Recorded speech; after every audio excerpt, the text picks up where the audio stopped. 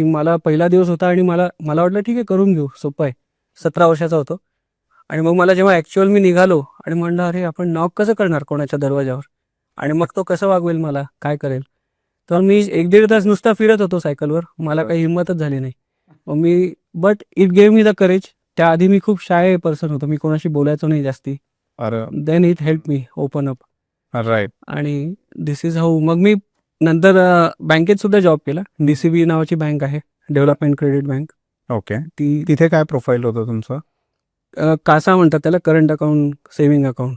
तर बरं. म्हणजे current account, saving account sell करणे. बरं. तर okay. Again it was a door to door.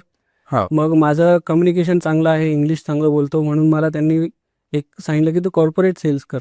You will be fit for a corporate profile.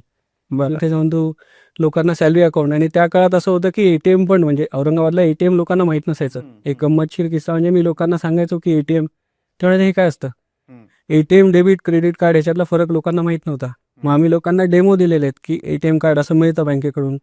ते मशीनमध्ये टाकल्यावर आपल्याला पैसे काढता येतात, क्यूची गरज नाही, स्लिप भरायची गरज नाही.